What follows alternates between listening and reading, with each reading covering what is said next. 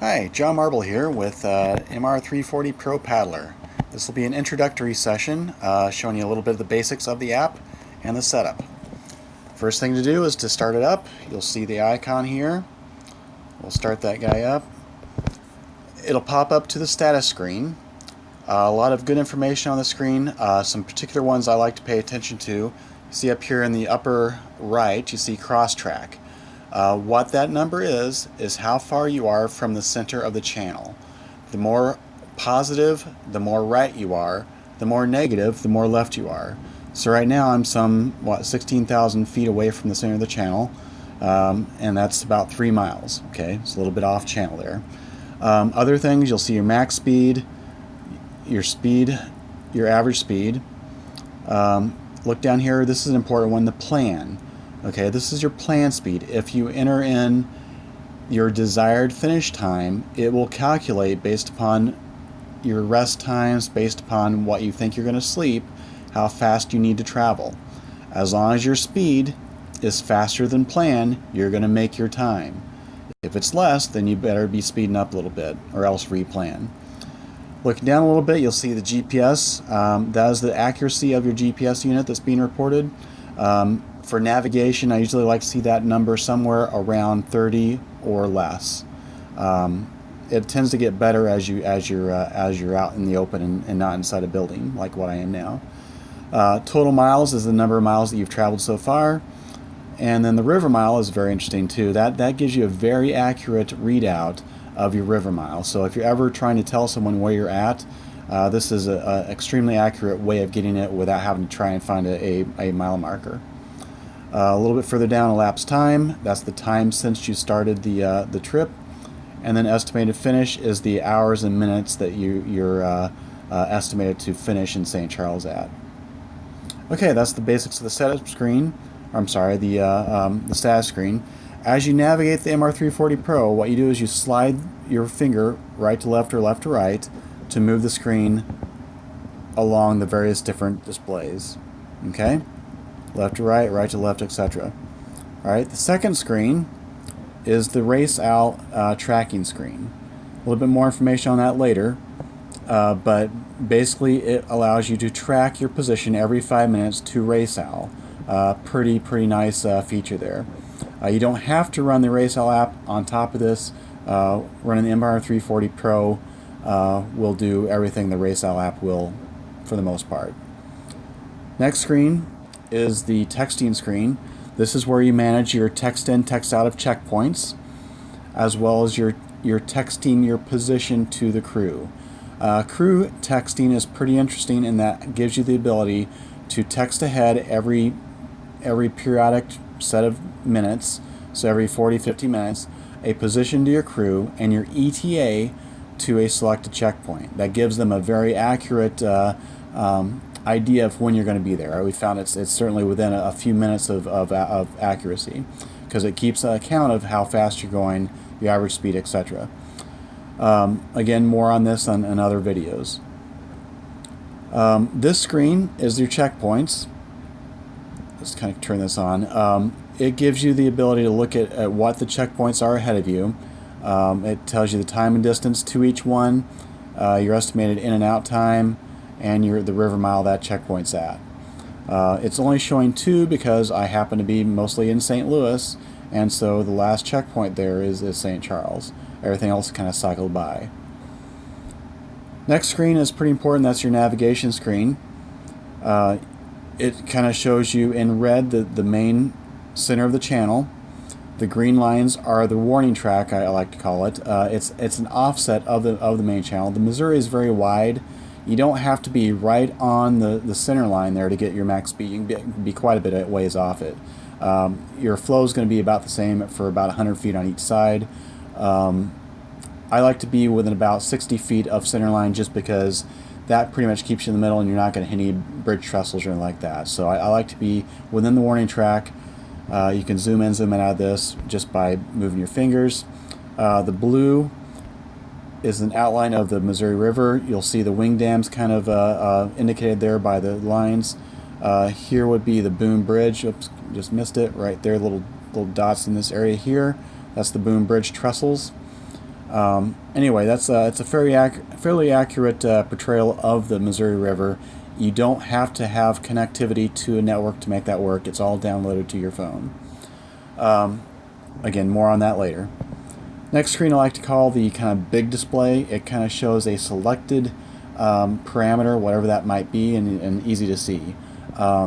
So if you want to pick anything like speed, average speed, track speed, etc., it's going to give you a listing of everything you can pick. I usually like to have it set on your speed or average speed, and it just makes it easy to see from far away if you have it set up in the boat someplace far away from you. Okay, that's kind of an overview of the screens. Let's go into settings now. The most important thing you're going to do once you go into settings is set your date and time for your race. Okay, that's the first thing you ought to be doing. You press the button up here for setting date and time. It's going to default to right now. And so if you're just out there on the river and you want to do a practice run, just do now. It'll take you to the current time and you just say OK. I'm going to set it, pretending I'm going to be racing for August. We'll set it to the August race date, August 7th, 2017. I'm in tandem this year, so we'll go with 8 o'clock start. If you're in a single canoe or kayak, you'll be a 7 o'clock start. Get it all set up, say OK, and that'll kind of get you going again on a set time. First thing you do is that. Second thing, you got to enter your boat number. A boat number you'll get from you just enter it in as whatever it is. Mine is 0609. I'll enter that there. It has to be a valid race, a valid time for Race Owl to pick you up and for the texting to pick you up. Okay, next thing, real quickly, we'll just go over some of the other fields. Race Owl is going to set your race. Here you're going to pick mr340. Right now it's racing, there's just 2 that's currently active. You just click, pick it, and go. And it'll remember it as you're off and running, or as you exit it and go back in.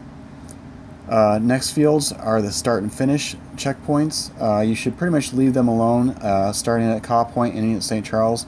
The only reason you might want to change that is, well, there's actually 2. If you happen to be wanting to going upstream, then you're going to reverse it by picking the start as St. Charles or something lower, and then picking the end as like Caw Point or something higher. That will reverse your waypoints and allow you to go upstream while tracking your progress and keep it on the navigation very happy and tracking you. We'll set it back here to Caw Point. Set Caw Point and set St. Charles. Okay, more detail on the other things here later. Texting. This will, if you're on the mr340, it will automatically populate the texting number. The one below it is the ground crew number. You can enter multiple numbers here just by pressing return and then enter a new number, area code, and then the 7 digits following. The one below it is the time between the various different texting numbers. So here I set it to 60 minutes. You can set it as early as 15 between text to ground crew. Usually find you want that set around 60 minutes or so, otherwise you'll drive your ground crew crazy. Race goal, what is the time you expect to finish it in? Here I want to do it in 70 hours, or you can set your desired speed. Say you think you're going to do 6 hours or 6 miles an hour, you can set it there. You can't set both at the same time. They are mutually exclusive, so pick one or the other, set your goal, and it'll calculate the other thing. Planning, it's very, very handy to be able to set your idea of what you're going to spend at checkpoints. So a lot of the race is actually dealing with checkpoints, dealing with time off river. So here you can kind of set up and think through your various different plans of how you're going to sleep and what you're going to do as far as time at checkpoints. More on that later. As you go down here, you get the various different settings for the app. A little bit of detail here. Use location-based speed. Okay, if you have this clicked, then it's going to use location and time at which it takes a GPS location to calculate what your speed is. If you unclick it, it will use the speed at which your GPS unit is responding and saying, I'm going at such and such speed. The issue I found was with most phones, that is very coarse. So you're going to have about a 0.3, 0.4 mile per hour delta between each of the little settings of your speed. So if you want to get more detailed than that, I would recommend you go to the location based. You can really hone in on how fast you're going. The issue with that is that it has to have a pretty good filter on it in order to get the accuracy. So that filter causes a lag between your speed and what's reported. You'll see up to, I think it's like a half second or so. So you'll see it kind of lag behind your speed. No big deal. It's more for getting that very, very accurate constant speed, not so much for the ramp up, ramp down. Okay, GPS status update time and GPS nav update time. These are basically settings that allow you to adjust the battery drain of your phone versus the accuracy of GPS. The more you slide to the right, the less accurate your GPS is, but the more time you will have with your battery. The more you slide to the left, the more accurate GPS is, but the more you're going to drain your battery. So you want to kind of find a happy point where your phone is able to handle it. You know, I like to get about at least 6 or 7 hours out of a charge. Usually I'll go a full day and just charge overnight. Heat is an issue with charging, so you want to get spend as little time on battery during the day as possible. At least just sucking that down and charging at the same time. I like to have the GPS status time set around 15 seconds an update, and that would be for screens that aren't really nav, so like the status screen, the checkpoint screen, etc. Those are all going to update at this upper time, 15 seconds per update. When you're navigating, you want to be pretty accurate, so you want to set that pretty quick. I would say every 2 seconds or every 1 second. 2 seconds is probably fast enough for you. Your choice. Okay, logging time. This is when you start racing. The unit will start collecting data and throwing it to your disk on your phone. The faster you go on logging, the more data points you're going to have. Okay, most phones will be able to handle a very fast log rate, so go ahead and crank that really far down there to like 0.2, basically 4 times a minute. It'll work fine. You'll just have a big file at the end. If you're very tight on disk space, then you might need to move that up a bit, all the way up to like once every 10 minutes or so. Your choice. Okay, audio status. This is a really interesting feature of the mr340 propaddler. It has a ability to talk to you during the race and give you status as far as what you're doing.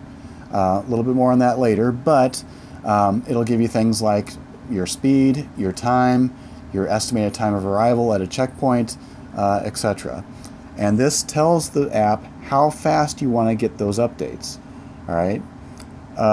If you're out there during like a training run and you're just really paying attention to your speed, maybe you want it every 1 minute to start yelling at you. When you're in a race, you probably don't want that often. I usually like to be right around 4 minutes to 7 minutes to 10 minutes, just because that it doesn't drive you crazy. You'll start talking back at it before too long. Anyway, this is very useful for daytime travel because you can turn your screen off, save your battery, stick the thing in your pocket, and just let it talk to you and give you a status update every so often.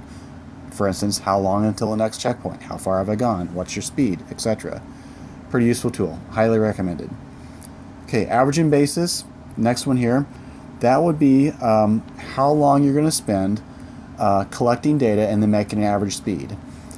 The longer you use to make the average, the more accurate you are as far as arrival at a checkpoint or at the end time for St. Charles.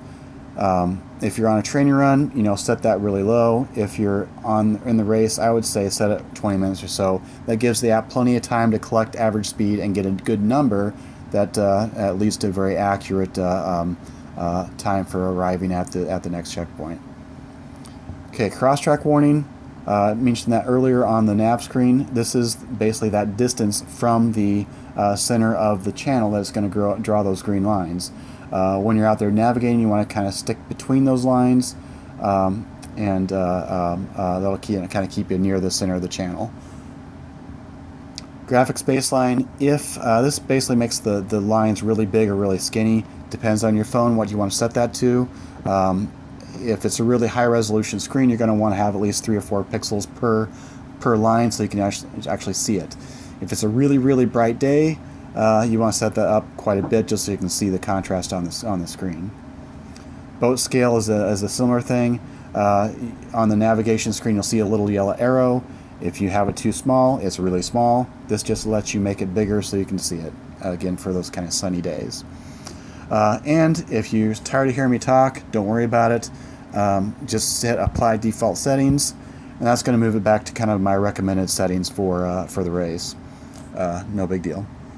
All right, the bottom here, simulation. This is kind of a cool thing. If you're not on the river, you can kind of play with your app and set your simulation to do things, well, interesting things like, oh, let's go to 100 miles an hour down the river. Things like that you can do and kind of see how your app reacts, how it texts, how it sends a notification to your ground crew, etc. And how you can kind of just get the feel of it.